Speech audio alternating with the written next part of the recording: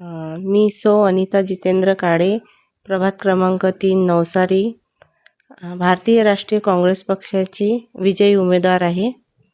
आणि भारतीय राष्ट्रीय काँग्रेस पक्षाचे आम्ही तीन उमेदवार निवडून आलो आहोत. प्रशांत मोहल्ले आणि लुबना तन्वीर नवाब, अनिता काळे. काय वाटते तुम्हाला, मागील 5 वर्षात अपूर्ण राहिलेली कामे कधी पूर्ण होतील?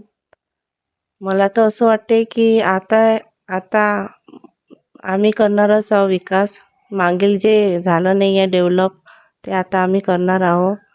ते आम्ही सुफिया नगरमध्ये गेलो होतो, सुफिया 1मध्ये 2मध्ये. तिथले आम्ही जी परिस्थिती बघितली आहे की नाल्या नाही आहे, रोड नाही आहे. आता ते होणार आहे. जे मागील वर्षी नाही झालं ते आता होणार आहे. काय सांगाल, काय करणार तुम्ही तुमच्या प्रभागामधल्या जे समस्या आहेत?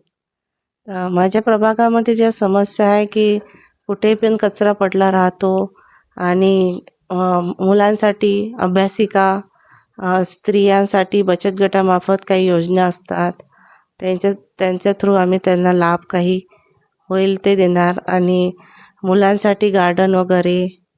आणि इकडे तर 8 वर्ष झालं काही झालंच नाही आहे, म्हणजे विकास झालाच नाही आहे. तर आता तो होणार. महिला सुरक्षेसाठी कोणती ठोस पावले उचलणार, काय वाटते? बचत गटामार्फत जे निराधार राहते विधवांसाठी ते, आणि लाडकी बहीण योजना त्यांना हे